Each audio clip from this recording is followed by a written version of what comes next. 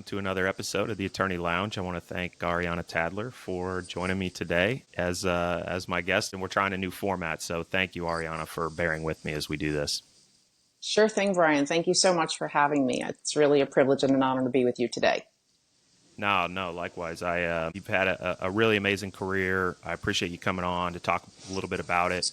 I want to talk about kind of how you got started in law, where you grew up, those kinds of things. And, the kind of the focus of the show is really for, younger attorneys. It's just getting started, people thinking about going into law. And so, having an opportunity to kind of learn about you and your career, I think is really helpful. So with that in mind, how did you get started? Like, where did you grow up? And like, before you were an attorney, who was Ariana Tadler? Sure. Thank you so much. So I've done sort of a full circle in my life. I was born and raised initially in Queens, New York, which is a borough of New York. And so I do proudly say that I'm a girl from Queens initially, and then moved to the North Shore of Long Island, which is where my parents had moved when I was in the latter part of elementary school.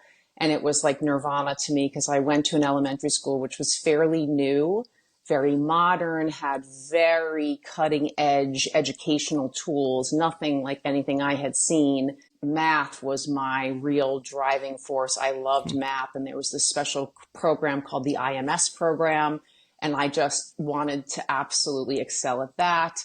I went to elementary, junior high, and high school, all there on the North Shore of Long Island in a town called Manhasset. And while there, I excelled in school, and I also was an athlete. I was a lacrosse goalie and ultimately a New York State champion lacrosse goalie, which I thoroughly enjoyed. And I believe that was really one of the most significant anchors of my becoming a leader and understanding how to build and manage a team. Because when you sit in the goal, not that you ever sit in the goal, you stand in the goal and you're always at the ready to defend the team. You also are the single person that at all times has the full visual of the entire field coming and going.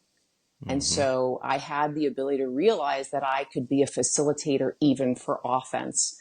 And some of my teammates were kind enough in my senior year to even let me make a goal, run all the way across the field and make a goal, which is also not very common. From there, I went to Hamilton College in Clinton, New York.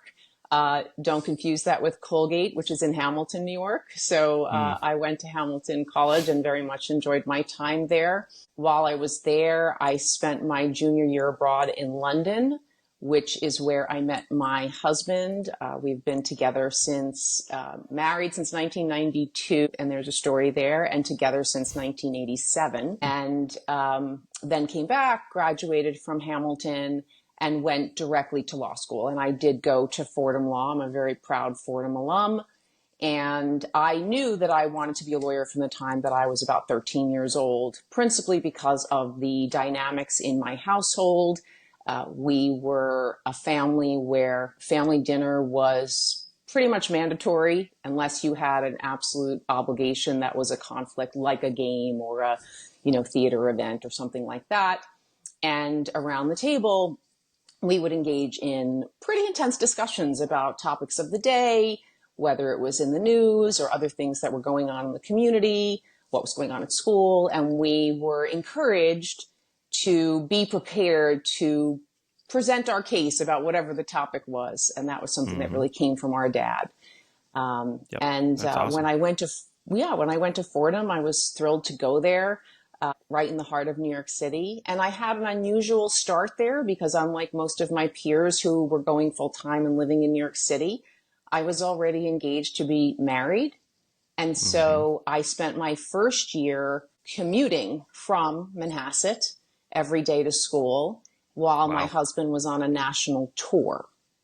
And so I didn't have quite the same social experience as a first year law student as others did. So I'll take a breath and see where would you like to go from there? That's really helpful. No, it was great. So a couple things. Well, first of all, I'm going to start with what you just said, a national tour. What was he touring about? So my husband, when I met him, was an actor, and he was sort of between gap periods in his college life. And Hmm. he ultimately went on a tour with a theater group around the Okay. entire country. Very cool. Okay. Well, you said there Yeah. was a story there, so I thought maybe that related somehow to the story Oh, that you so the said. story, so there are many stories. I think anybody who ever sits down and chats with David and myself together, they find that there are many, many stories within that story. So Hmm. we met in 1987. We came back. We both returned to school. We finished school. However, we did get engaged the summer after we both graduated from college. So that would have been in 1989. And when Hmm. he asked me to marry him, I said, yes. However, I do intend to go to law school and I don't intend to get married until I have sat for the bar. And Nice. so that was something that was rather intense. I also, David and I also had an agreement at the time because we both were very committed to our respective careers that neither one of us had a plan or at the time seemingly a desire to have children. Mm. Fast forward, our lives have changed drastically. We have two grown, independent, wonderful sons. Hmm. And so, life changes. And I like to remind young people that what Yeah. you think is it for now may not be it forever. And there's no Hmm. judgment associated with whatever you're thinking for yourself now. Yeah. Be flexible. The world allows for flexibility, and the choice to create a family for us was a choice. And Yeah. so I did get married 1 week after I took the bar. Nice. Well, congratulations on that. It's funny. I mean, the best laid plans. We've talked about it on the show before with these things that come up and like kind of like you said, like being flexible and not really knowing which path you're going to go down. You can think that you're headed down a certain path, but then inevitably something comes up and it changes. And so that's been kind of a theme in my career, too. And it just in my personal life, and in my career, we set out, for our personal story, like we set out to have, kids. We just thought we'd have a family just like anyone else. And we had trouble conceiving. And so we ended up adopting our first child, Lizzie. And so, we were set down that path thinking, we'll just, this is great. We'll be adoptive parents or whatever. And then 4 years later, we get our birth parent letter. And, we end up conceiving our second child naturally. So it's just sort of interesting. You never know which way life is going to take you. Absolutely. Absolutely. And So, congratulations to you all on finding the path, right, that works for you. And yeah. Yeah. I think that's one of the things that, especially given some of the topics we're going to talk about today, Brian, right, that life often presents you with one picture in a given moment in that snapshot of time. And yet life is fluid and things change. And Yeah. in many situations, you actually do have a menu of choices. I always like to think about the context in which I'm chatting with somebody. And, we both have this, role in the discovery and the law fields. And so thinking about that and the flexibility and the evolution of time, of technology, of the human state, of what our interests and desires are. I was Hmm. listening to a podcast over the weekend, and this gentleman who was speaking was talking about the fact that there's something to be said for recognizing that with each birthday that you have, you are a different person in that very next moment. And Yeah. you have the ability to either sit and have a certain level of misery of the things that maybe didn't go right in the prior year, or you can have the perspective of taking with you all the positives from the prior year and using those as the anchor to promote and pursue whatever it is that's of interest to you. Yeah.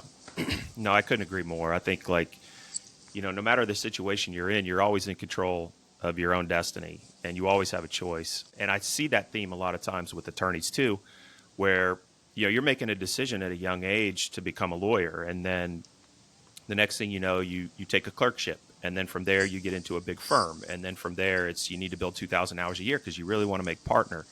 And then you make partner. And now you're like, so I had someone pull me aside early and they're like, hey, when I was in a bigger firm starting my career, and they were like, look around. There's a lot of partners here that have been attorneys for 25 years, and they're working at midnight just like us. Like, think about whether that's what you want. And so, Right.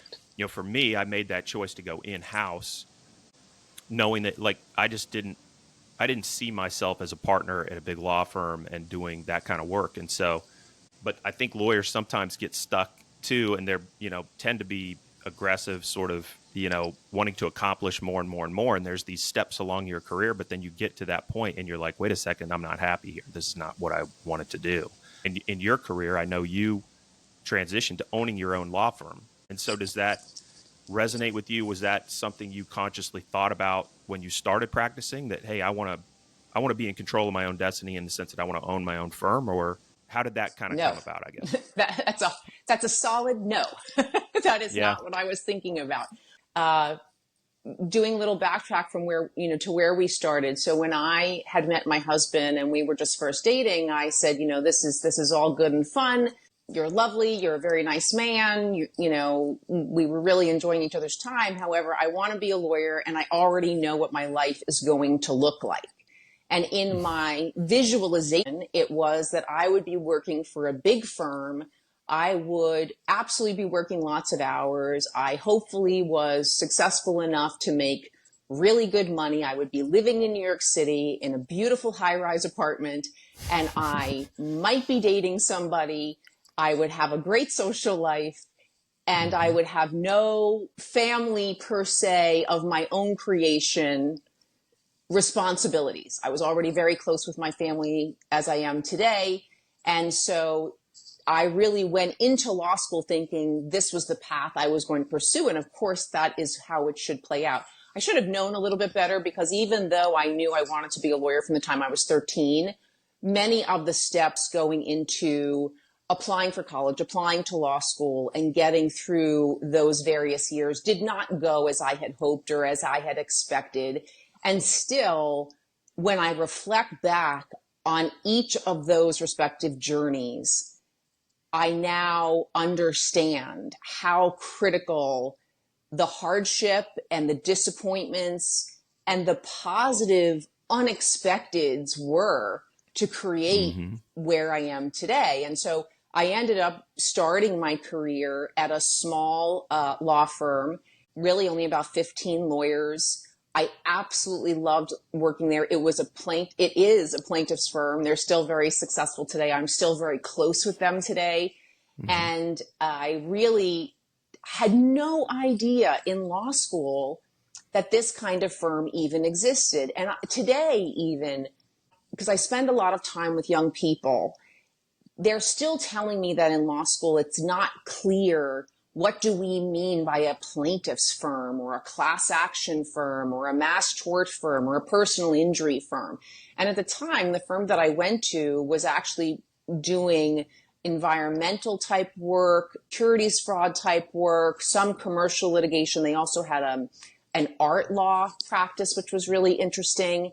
And I fell into that firm because I did not land a job at one of the big firms, although I did get the interviews. I didn't make the final round or pick. And I found this job by really pounding the pavement, and they had come to Fordham for some interviewing.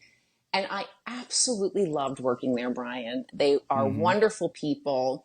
And the only reason that I really left was because at the end of my tenure there, that last year, I had my eldest son. And when I returned, I realized fairly quickly that I had very big aspirations, and I did not have the sense that they were prepared for those aspirations. And to put a finer point on it, even though I had just had a baby, I knew that I was going to grow my practice and lead my litigations. And I wanted to be a partner, and I wanted to be in management. Mm-hmm. And for a smaller firm that hadn't had anybody come through that way, it no longer felt like that good fit. And so I moved on to what was then the largest plaintiffs firm in the class action field. And I stayed at that firm for over 20 years. I loved that firm. I grew not only my litigation skills, it is also where I first developed my interest in e-discovery. I was able to work on cases that were very data oriented and learn very quickly that we should not be requesting or reviewing documents in hard copy form for certain types of cases. Mm-hmm. And also, I was very fortunate that I had partners who saw my zeal for learning and building. And I had also a partner who was a former magistrate judge who told me about the fact that the Federal Civil Rules Advisory Committee was looking at some of these issues around discovery and how in larger cases, data and e-discovery was being discussed. And so I became an observer of the Federal Civil Rules Advisory Committee. I just would go to their meetings and learn up, and then I started writing comments, submitting comments, and publicly testifying when they proposed a new rule, including the 2006 amendments. And so I just kept learning up. And then ultimately, as we were moving into more cases that were data oriented, because we were all becoming more data oriented, right? People were having Mm-hmm. Yep. Blackberries and cell phones, and everybody used email. And so you figured out, Mm-hmm. well, if you had a case, obviously the likelihood was that the discovery was going to be things like email and Word documents or Word Perfect documents and spreadsheets and databases. And of course, that has just continued to grow far bigger Yeah. because of social Mm-hmm. media and different communication platforms. Fast forward, several things happened. One, not only did I start training lawyers at that firm to be really more specialized in e-discovery, they still stellar litigators also Mm-hmm. wanted to have this niche so that we could become very appealing in the cases that we were working, both to clients and to strategic partners, that we really Mm-hmm. knew how to manage the discovery and pursue the discovery. And in creating relationships with providers, then also we had somebody who was a litigation tech support director. And that person was really a conduit just between the service providers. And then ultimately, a dear friend walked in as somebody to replace that position, Paul McFoy. And that ended up morphing into something way bigger, where we built out the infrastructure within the law firm. We brought the platform in and we started managing our own cases on the platform within our own environment. And then also engaging in interesting other firms to come in to work with us. And while Interesting. this was Yeah. all happening, I was still following the Federal Rules Committee to see what Mm-hmm. they were doing. And during that time, I had the privilege of, again, presenting testimony, written as well as oral. And also there were times I would be at the meeting and people would just either invite me to raise my hand and say something at the meeting or ask me questions.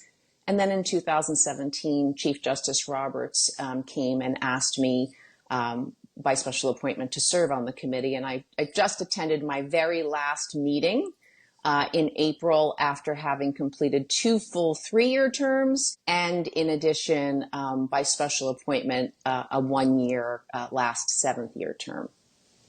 Yeah, that's amazing. Yeah. What was there's a lot to unpack there and talk about.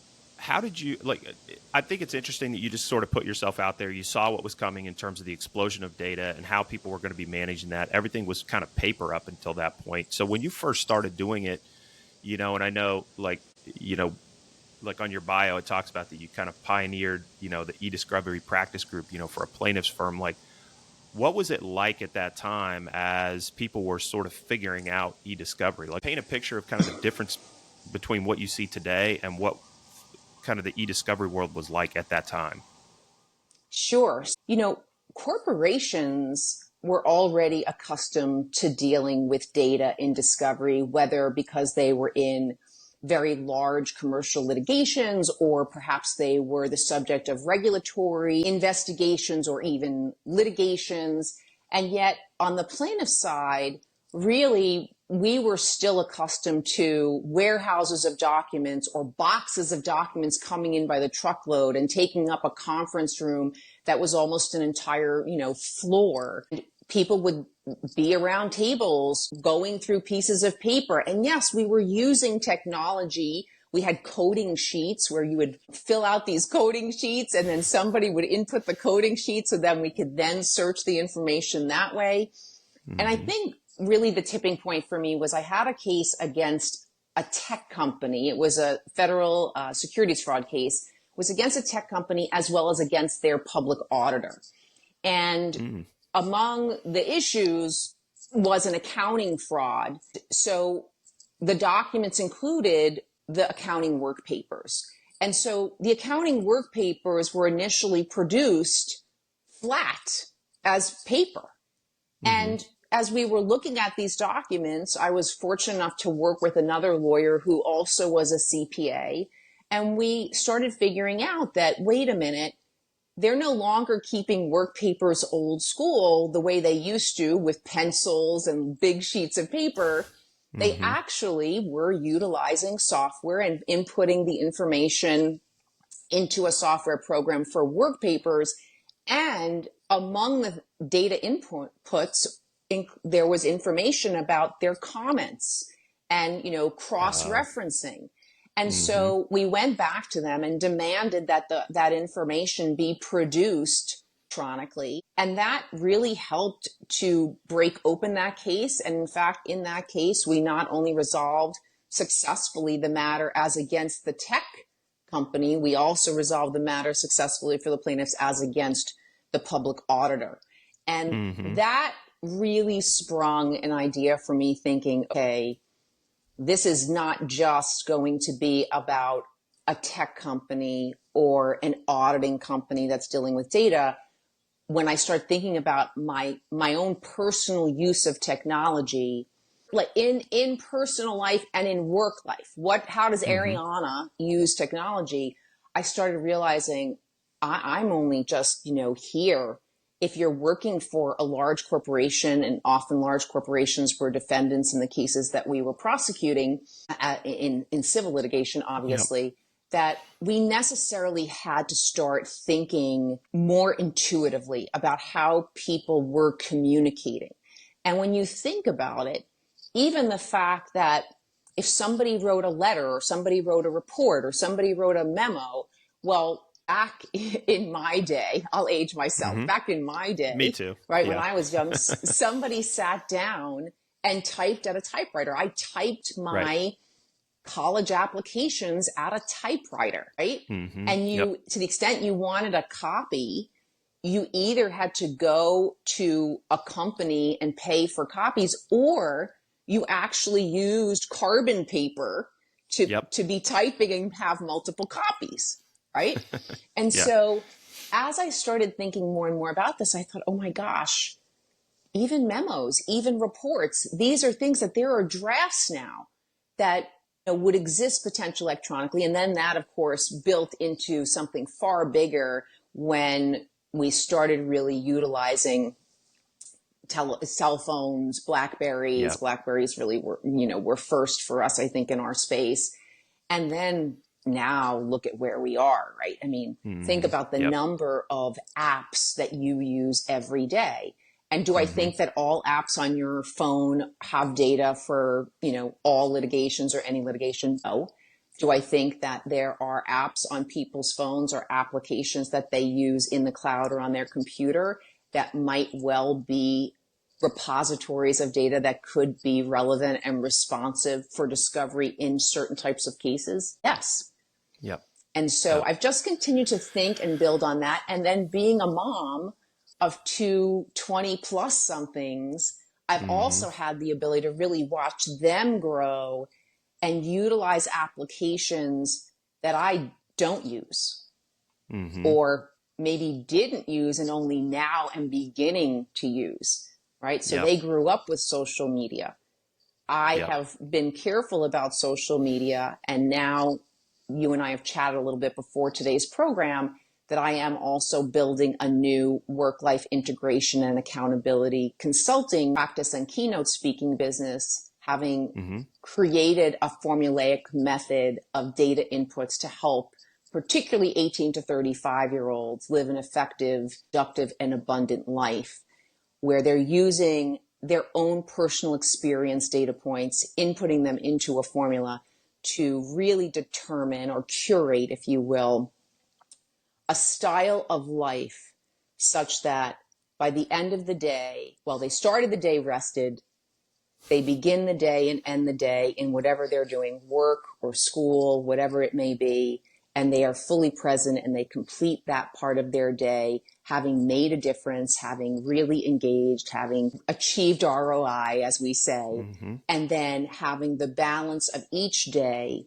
formulated in a way, again, curated to them, such that they're able to carry out all of their responsibilities to ensure that they're being a good member of society, contributing to their community. Also, personal hygiene, exercise, eating responsibly, Yep. and crazily enough, when you do this, there actually is a fair amount of time still left for the joy factor.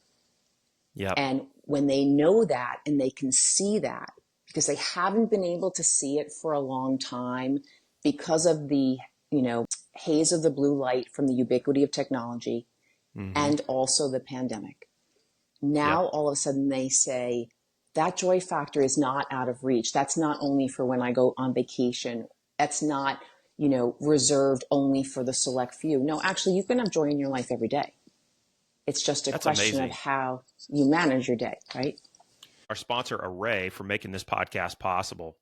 The bottom line is, if you're involved in a lawsuit, please reach out. Array handles the logistics for any litigation matter. They take care of forensic collection, e-discovery, managed review, record retrieval, court reporting. They even take care of legal staffing and recruiting, you name it. I'm a little biased because I'm the chief legal officer at Array, but I was also an Array client before I started working there, and they became my first call whenever I had to manage a litigation matter. Array handles all of the details of your lawsuit so you can focus on winning your case. Feel free to reach out to me directly or visit trustarray.com and we'll get you set up. Now, back to the pod. It's amazing to think about kind of the journey you've been on, because when you started your career and when I started my career, we were just starting to use computers and electronic data. And, I remember communicating with people through Prodigy, and like AOL online and Yeah. things like that. And you think about this massive learning curve, this massive introduction of electronics, electronic data, all this sort of journey that we've been on where, devices have become such an integral part of our lives.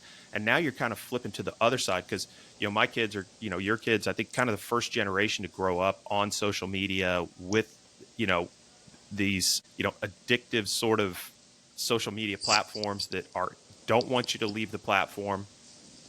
And what does that mean? And how does this work? And now it's sort of like that the spectrum has gone to the other way of how do we find a life outside of our electronics and maintain a healthy balance? Yes. So you're not forgetting about living your life and you're not just living it virtually on all these apps. It's an interesting, because you were an early adopter of technology. You found this intersection of law, discovery, e-discovery, using data strategically to sort of, give yourself an advantage. You were early in the curve on all that. And now you're kind of early on this curve as well of how do you disengage from electronics and still have a healthy life? That's an interesting, you're definitely sort of ahead of the curve, I think, on a lot of these different topics. Well, thank you. I didn't, sort of think that that's why I was doing it, was to be ahead, although I do encourage and motivate people to think about what might they do differently and creatively to be ahead and to be a leader. And one of the reasons that I created this method, and I'm writing a book about it as well, I'm also in the middle of TEDx Mastery programming to prepare to apply to do a TEDx talk. Um, I I've come to the conclusion that there's been so much lost in communication because of all these apps, the lack of the human connection, right? Hmm. Technology in many ways created human connection globally. That was exciting. Yep.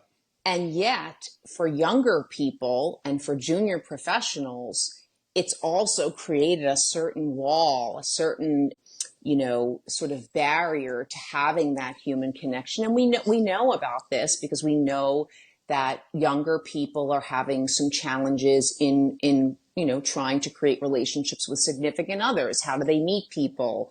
You know, they don't feel like they're necessarily in those spaces that some of us met our significant others Yep. in, and they're Yep. doing it otherwise. And so that's just, one little example. Simultaneously, you even see post-pandemic, schools are open, and young people who are going to colleges, universities, graduate programs, law school, still some of their classes, if not many of their classes, are online, right? Right. And Yep. so I can't even imagine that, because the interaction that I had with my classmates and my peers, and then also at work, right? At Yep. work. And so I really am focused on trying to help young adults and junior professionals find this new path. Because I do want them to live an effective, productive, and abundant life. Hmm. And I believe we need some type of distinguishing factors to identify the new leaders. And the new leaders that we identify for succession planning will be the people who have the skills to manage their time, demonstrate that they are connected to the community in the workspace through whatever Hmm. means, that they are able to collaborate with others and to learn and grow, and to also then leave the workplace not completely depleted, Hmm. rather leave the workplace feeling validated that they made a contribution that was important, and go on to doing something that fills their soul, fills their heart, makes them put their head on their pillow at night feeling satisfied with the day, maybe tired because it was a rough day, it was a busy day, it was a vigorous day, put their head on their pillow at night feeling that they did their best, and waking up the next morning feeling encouraged and inspired to start a new day, connecting Hmm. with people, collaborating with people, and making a contribution. Yeah.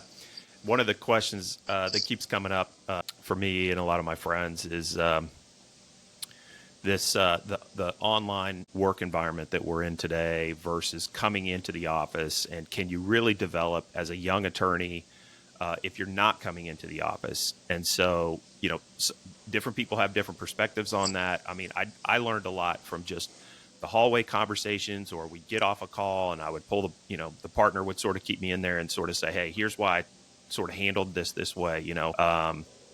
You'd go, what we had, I mean, the name of the show is the Attorney Lounge. We would go up to the Attorney Lounge and I'd say, I'm not invested in my 401k. What do you think about that? Right. And they would say, oh, dude, you got to do that. Like, so there was a lot of just right off the cuff, informal, talking about life, talking about things. Why did you do it this way? Where I think, when you're working online, you just click, you're in a meeting for an hour, you get done with the meeting, you close it down, and then you kind of go off on your own. Do you have a perspective on whether or not young attorneys can really develop in their practice without being in the office? Is there a medium, like, is there a sort of middle ground, or is it what would you sort of advise young attorneys in terms of how they approach their work, even if the online option is available? So, first and foremost, I think there are specific factors you have to consider. How does this individual best perform? How do they actually contribute to work and also feel that they're getting their own ROI out of it? So that's, I think it's, I regularly say this, know thyself. Also, Mm-hmm. what type of practice are they going into? There are certain practices of law that might be more appropriate for complete remote, and they get together from time to time, and that's fine. We're a litigation firm. We also do legal risk consulting. We do e-discovery, special consulting, legal work, obviously. And we also, help people resolve contractual disputes, employment disputes, etc. And we're a small and mighty firm.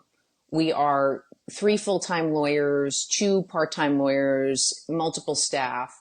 And when I launched Tadler Law in 2019, and I didn't fully answer your question. Did I always think I was going to open my own firm? The answer was no. While I Yep. was at that next big firm for over 20 years, my name ultimately went on the door. And within about 18 months, I left in June of 2019 and took my team and my cases and my clients and was very deliberate and selective about who I was taking. Little Hmm. did I know that, as nobody knew, that a pandemic was coming and a shutdown, and our main office is in New York. And so the first 6 months were glorious, right? So it's a small, tight-knit group, and we had great office space, and we would be leaning in each other's doorways all the time, sitting in each Right. other's offices, noodling on things, and then shut down. And we have been a remote law firm more or less ever since, Yep. principally, again, located in New York. However, we have people that are dispersed. I, as a leader, watching what was happening in the law space, and we were one of the first firms, by the way, Brian, that we were up and running right away, because I had insisted when we launched the firm that we had to have the most current technology, including Hmm. collaborative tools. Yep. So we were up and running with all the technology and able to communicate. However, I was very focused on how were people going to be feeling. And, we remember, right? That first year, those first 3 months, they were scary. They were horrible. Oh yeah. And so I was very attuned as the firm leader, watching people's body language on screen, recognizing when people didn't seem to be in a good place. And as things calmed down and we supposedly were going back to some level of normalcy, well, our normalcy today is in no way comparable to what we were doing before. Hmm. And what we've done is we've had to put in place, because we are a litigation firm, among other things, we've put in place a number of different tools. So, for example, we have a work culture expert who works with us. Her name's Grace McCarrick. We bring her in. She does programming with the firm as a whole, and she also is available for one-on-ones. And she has helped people identify what are, you know, their best means of communicating. What are their best hours? When do they need quiet time to focus? Hmm. Similarly, we've instituted periods of time during the course of the week. So we have a regular, we call it the team huddle, right? I'm a big athlete person and I like Yep. teams. Love So, that. and I think for project management, we always have to think about the team. There's no I in team. And so we have a firm team huddle every week. It's a designated time. Everybody is expected to be there on time, cameras on, fully engaged. We Hmm. have a coffee hour, which is scheduled at another time during the week, where the Zoom link is open. People are encouraged to get on. It's not a time really to talk about work per se. It's more, how are you doing? Oh, how was your vacation? Oh my Hmm. gosh, you're thinking about taking up pickleball. Where do you start with that? That kind of Yeah. thing. And then we have another thing called study hall. And study hall is where the Zoom link is open. You turn on your camera. Your mic can be off, and yet you're working on whatever your project is, and you can flip your mic on if you have a question or something dawns on you about the firm. And then we also have set up for certain people accountability meetings, where sometimes people have certain tasks they just have some challenges getting to. And so we've set it up so that there's an accountability strategic partner who can be on Zoom or on some other means, and where that is the time that that person's going to work on that task, we hope, and feel that that is a sacrosanct time. It's really good when people honor that time because there's another person involved, right? Yeah. And so these tools have worked well for us. Do I think that they are the perfect solution? They are not the perfect solution for being it as the alternative to being in person. Yeah. Realistically, though, when you're a business owner, a law firm owner, you're also looking at the bottom line and, where is your money best spent? Is my money best spent having major real estate in one of the most iconic buildings in New York City as I did before, Hmm. versus utilizing the funds that went to that resource and instead investing them in the firm, our people, new case opportunities, et cetera. And Yeah. so we're at a point where we do have to focus on that middle ground. There has to be some flexibility. And so I do make a point of trying to visit with people. If we have people on the team and they live elsewhere, I Hmm. try to make a trip and pay a Yep. visit. Yep. And I invite them to come visit too, and all on the firm's dime, if you will, right? Hmm. Yep. So I think we have a lot of work to do.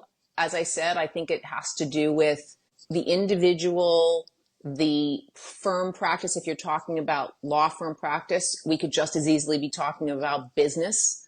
And Yep. For sure. also, how are we going to make sure that we're raising up new leaders? And for us, I spend time with our junior people going line by line over briefs or explaining in comments that it's not a good use of my time necessarily, but explaining why I did what I did in marking up a document, Yep. or after I've taken a deposition, sitting down with the associate and saying, I want to explain to you why I did what I did and why I asked how I asked that.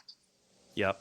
I love how you're intentional about it. Like I've never heard that before. Like the study hour and or study hall and where you're designated time to not talk about work. I think that that's a fantastic approach that I'd love to see other people adopt. I mean, I think that I think gets at the heart of kind of the stuff that I really benefited from as a young attorney, having those kind of off non-meeting time conversations and stuff and so I know we're running out of time. There's I got a whole list of stuff here that I wanted to talk to you about, and I haven't gotten to it. I'm gonna. You have to go to a deposition. I know you're a business owner. You're an attorney. You're you're involved in a lot of different committees and stuff. So I know you're a very busy person. So I want to get you off of here. The last thing I want to bring up though, I just came back from Las Vegas and I went to the Clock event, legal operations. And so that seems to Mm-hmm. be an exploding area. It was the biggest event they've ever had this year. It just seems to get bigger and bigger every year. Opportunities, thoughts for, young attorneys or people that are thinking about going to law school to get into legal operations and the sort of the rise of that role. How do you think about that? Sure. So I think legal operations is a great opportunity, especially for somebody who is interested in the field of law and yet has sort of a brain and a spirit that works maybe differently than wanting to be per se in a courtroom or behind, a desk or a table taking a deposition, et cetera, or even reviewing documents for that matter. So Mm-hmm. I think one of the things that's really important is to make sure that you are constantly learning up on the most current technology and how that technology can embellish and build and improve the practice of law, the business of the practice of law. Right. So I Mm-hmm. spend a lot of time talking about that for Women Owned Law, which is a national organization, and I sit on the board. And we just had our symposium last month, 2 months ago, I guess. And we were chatting about the fact that there's the practice of law where lawyers were practicing law. And then there's the business of the practice of law, because a law Right. firm or a company with a GC's office or a service provider, there's all of that.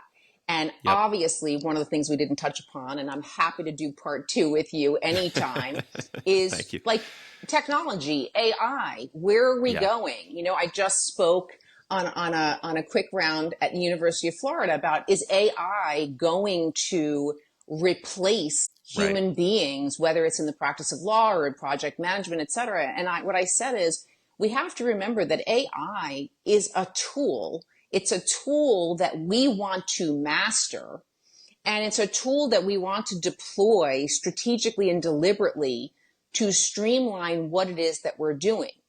Because of the way AI works and grows and builds in its own way without necessarily full control, we Mm-hmm. have to figure out how to be most responsible about it. And I will tell you, I am meeting every week junior lawyers, junior partners who are right there on the cusp of that next promotion. And Hmm. they have doubled down and they're going to conferences and they're reading books and they're watching videos and they're playing with the AI tools so that they themselves will be leaders in the space. Yeah. That is what we want. Yeah, I think there's such a huge opportunity, and I think there's so much to learn. It's inevitable, I think, and understanding how it's going to impact business, the practice of law, everything, I think is critically important. We're kind of at that inflection point now, and so I just think that's huge. And just like you were sort of at the front end of sort of e-discovery and how this was going to impact the practice of law, I think young attorneys, professionals, legal operations professionals understanding that is going to be such a huge benefit. So I think there's tremendous opportunity there. Ariana, Absolutely. I want to get you out of here on time, so I'm going to let you go. I can't thank you enough for joining the show here. There's so many great topics I think we could cover, so we'll probably have to come back for part two. Let's do it Um, again. Let's do it again. okay. It's been so nice getting to know you, Brian. And I think that what you're doing is really important. You're creating a vehicle for people to learn up and see that there is all sorts of opportunities to be creative and to learn from others and to teach others. So thank you for the privilege and honor to be with you today.